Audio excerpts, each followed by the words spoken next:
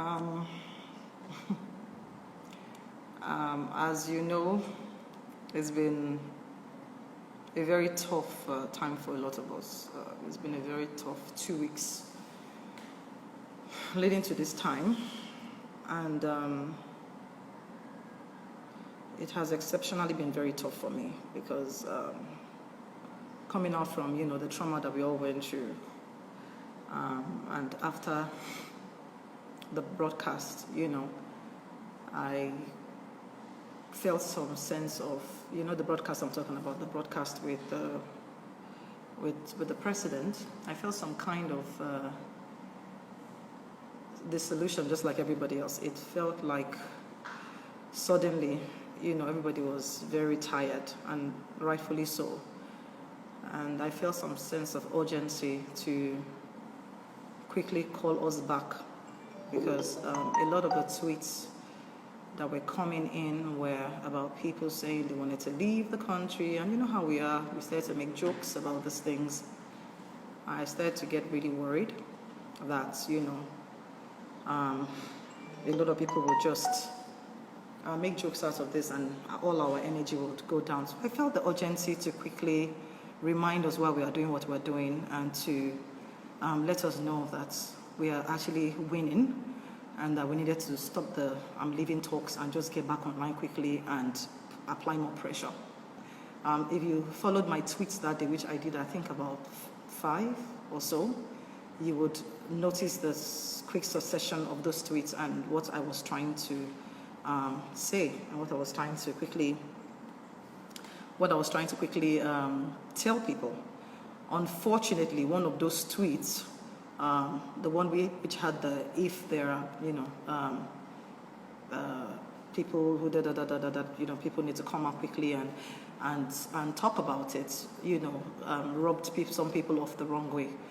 After all said and done, I realized that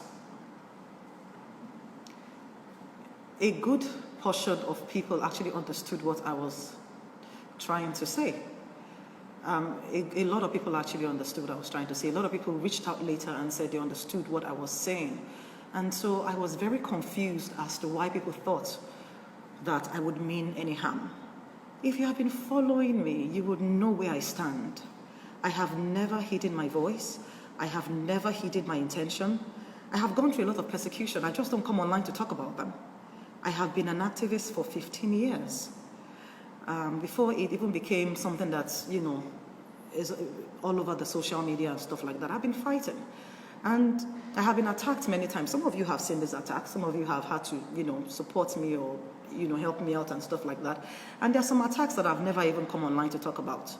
There are some that are even quite serious, international, There are many things we don't talk about. So you can understand how very hurt I was, because there's nothing as painful as if you dedicate your life to something, or a group of us, ourselves, that you now feel that you are thrown to the wolves, and you feel like the people who have always been trying to get you now have an opportunity to laugh at you. It's a very eerie feeling. It's a very painful and very alone feeling. I realize now that there were a lot of hands behind the scenes. And when you are someone that people have been trying, the opposition or the people that you fight against have been trying to get for a very long time, usually they would come at me with their own normal pages and stuff like that, and so everybody knew who they were, and people would attack them back and stuff like that. But obviously we are in different times, and the whole system and the whole thing has changed. I guess the easiest thing to do right now was to go from behind and act like they're my fans as well, and attack me from that standpoint. So that way it makes it look more organic. It makes it look like, it's her fans that are attacking her, so that everybody can join on, knowing fully well the times I'm not saying that what I wrote was perfect. It could have been worded differently. But if you notice, when I kept talking, the reason why I said that was because we had some information that they were going to come out and deny that they were anybody's. And my point, which I got to at the end of that tweet, was to say that whether they were bodies or not, whether you accept that you killed anybody or not, the fact that you went there to shoot at protesters, not just any kind of protesters. Our power was the fact that we were, what do we call it again? We were peaceful. Yes, that was it. The fact that we were peaceful. You know, and that is a big thing internationally.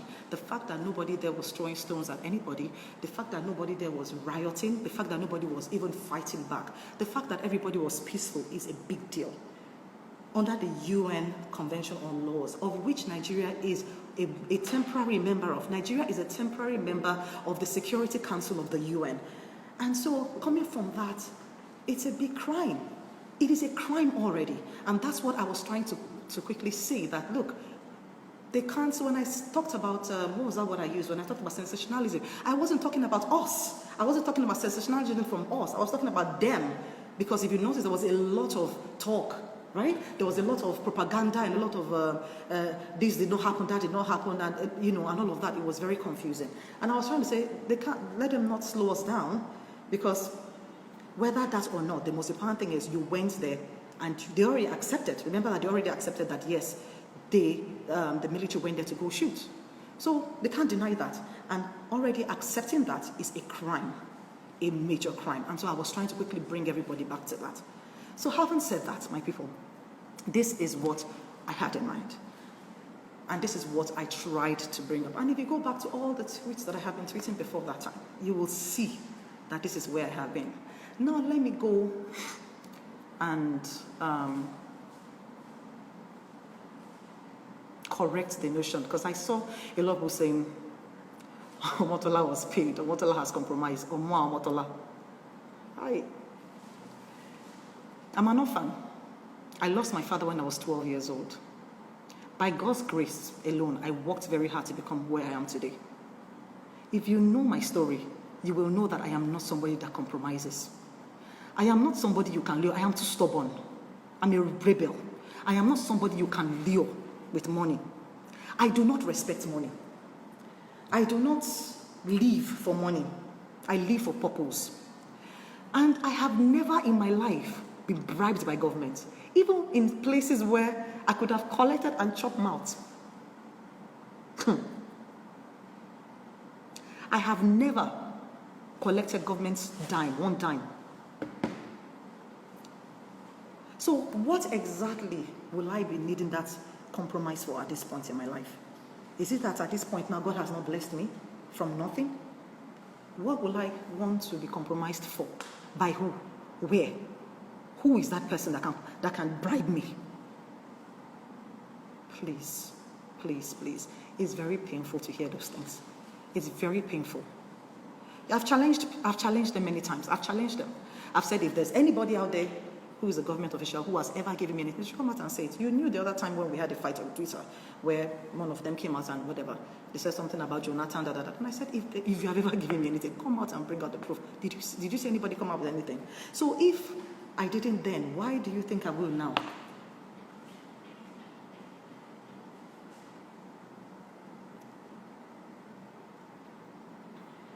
You know? The strategies are elaborate. The strategies to discredit everybody's voice. If you are very attentive and you are very, very observant, you realize that it's not today that this strategy started. It's the strategies evolving. It's becoming more and more dangerous.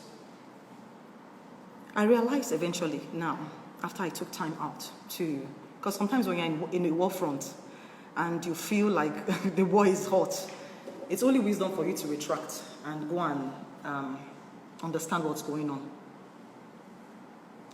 And so I realized eventually that the strategy has changed and it is very elaborate. I beg you, please, people.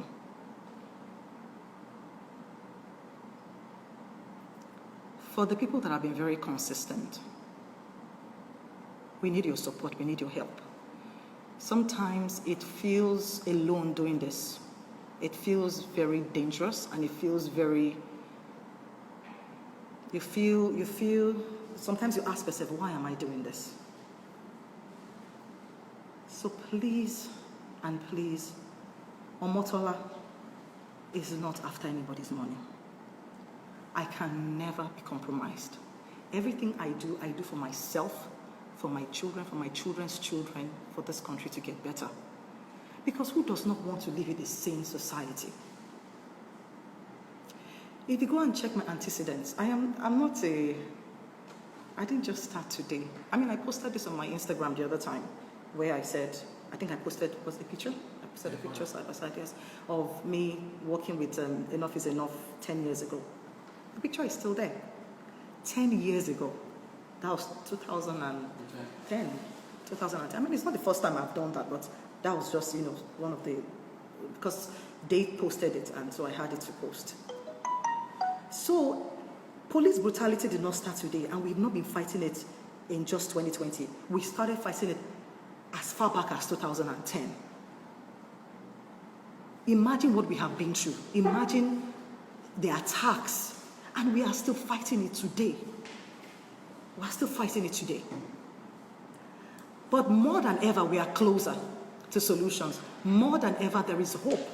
More than ever, we are getting to a point where we can finally see some light. It has taken a lot of energy, a lot of people, a lot of fight, a lot of, tenacity to get to where we are. And I just want to say thank you to everybody who is adding their voice, who is not letting out, who is pushing. God bless you. Don't stop. We're closer. A lot of us are working in the background. A lot of my colleagues, or a lot of, in the NGO world and everything, working. They don't always come online to say all the things that are going on. But we're close. We're close, and a lot of things are happening. And I still want to end, because I'm not going to stay on this life for very long.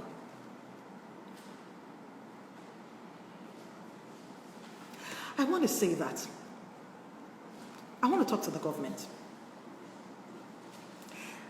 Is it possible for you to govern the people that don't want to be governed? Is it possible for you to lead people who have decided they don't have any trust or any kind of confidence in you? Is it possible? Do you not realize that the game is up? If you have gotten away with this for many years, you can't get away with it anymore. It is time to start coming clean. It is time to start coming clean before it gets too bad. I am begging you. Now we have a panel.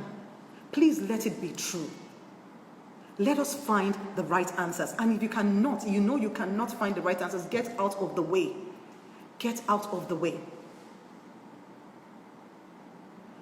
To tell the truth, it is not going to be easy. I wrote a long time ago that it's not a sprint. It's a marathon. It's a marathon. But I believe that a lot of us are not tired. And I know that we are going to get what we need to get. Because we are ready.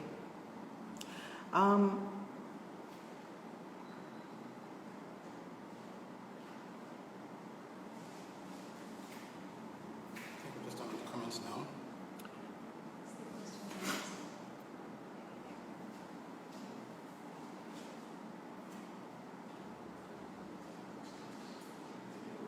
We can take questions. Okay, I can take questions. Okay. If you have a question, thank you. If you have a question for me, if you realize sometimes there's so many things in my head. But, I understand the times we're in. And it's a very hard time for all of us. It's a very hard time for all of us. So, I'll take your questions and I'll answer as many people as I can. God help us.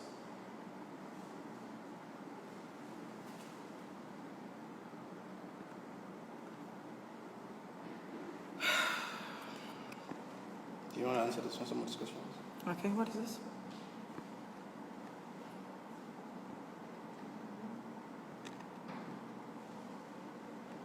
This is Say what? So it says initially that you were misunderstood. I hope you're doing fine. Yes, I'm doing fine, thank you. I'm doing well. Yeah, I was totally misunderstood, but I'm glad that after the whole thing has died down, a lot of people have reached out and said, after the whole initial controversy, that they've gone back to read my tweets and that now they understand what I was trying to say. But I hold on to what I've always said, and which is we need answers. We need to know who ordered that shooting. Who ordered the shooting? Who removed the cameras? Who turned off the light? You can't wish it away. Do you want to answer this? Do you understand this question? Do you think there is hope for the ongoing investigation? I'm a very optimistic person, and I believe that by God's grace there will be some kind of report. The question was if I have hope for the ongoing investigation. I mean, there are credible people there that are representing us.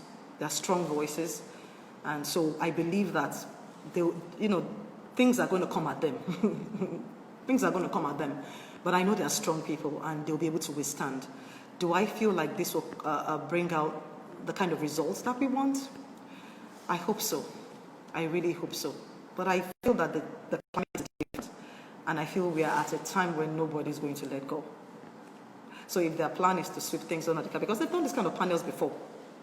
At least I've been called to one. I think it was 2017. So if the plan is to use this one to delay people and just, I mean, I'm sure by now they know this time around it won't work. Yes, something else.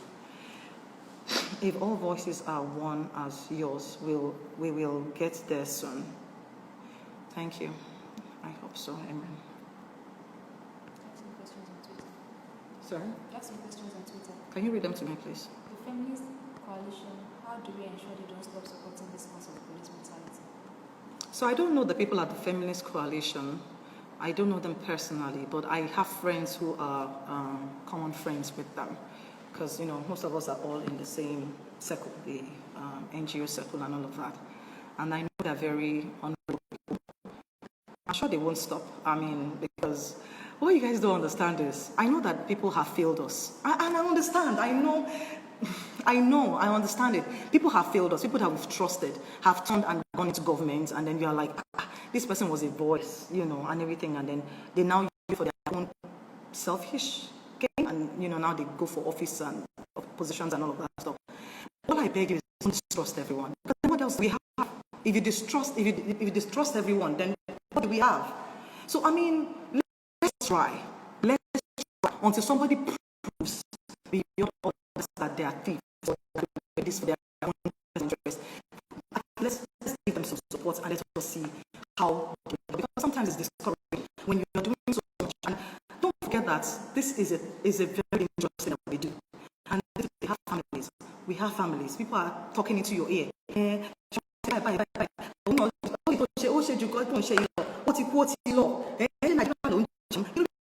have families calling you, telling you what is wrong with you. It's a lot. And so when you feel like you're doing this, and sometimes you feel like the people that you're doing it for, because you're doing it for yourself anyway, but you feel like you wish that they will support you and they throw you on the house. It just feels like it's really hard. You don't have to do it. Sorry, I can't say it. The international community are doing about that. I'm investigating. Like I said earlier when I did my opening speech, Nigeria is part of a temporary member, by the way. Nigeria is a temporary member of the UN, what do you call them now? Sorry? Yeah, they're peacemakers. Nigeria in 2013, Yes. sent the fifth highest troops, for UN missions, of which I was on one of the missions to go see our troops in Liberia. I'm sure some of you can pull up those pictures, of me taking pictures with them in Liberia and all of that. And this is how strong Nigeria has been. So Nigeria is a temporary member of the Security Council. So it's a big deal. So trust me, they can't get away with this. And they know the repercussion, and that's why, they're trying so hard to change some of the narrative. But thank God we're not letting go. And you can't change it because it's there. And there's proof. There is proof. So yes, the international community is doing a lot. I don't know, I'm not privy to everything, so I can't say so much. I can only say to what extent, I know. And I know that it's going on.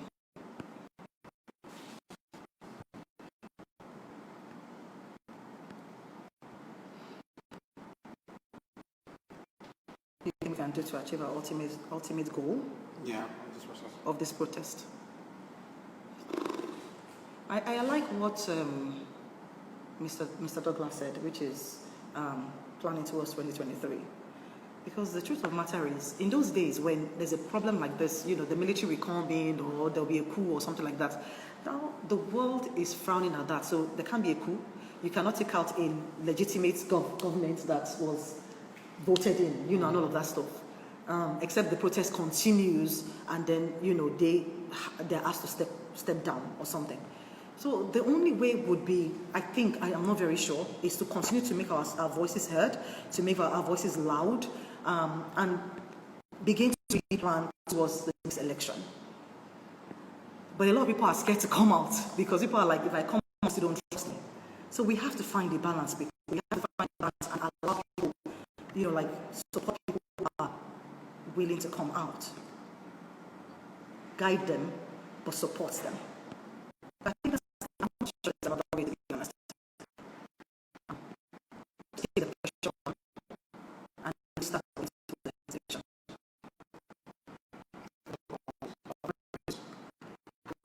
Engage people in community for that question so that they know we are for them and not against them.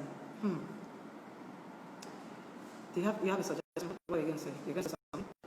Oh, okay. To be honest, I think we have to start now, and I think this generation is doing a good job at that. I saw something before because I went off Twitter, I went off social media for like a week. I just needed to be with myself, and I was under a lot of, sometimes you just need to step back, So I have not seen a lot that's happening. So please forgive me if I'm not current. I don't know a lot that is happening right now, but I know before I went off, I saw that there were some calls for bodies to now start to go to the grassroots.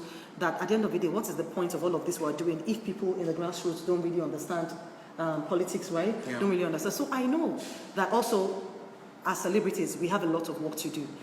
I think we need to start doing a lot of PSAs, and we need to go to the market, we need to go to the grassroots, start to talk to them and engage them. Yeah, 1 minute.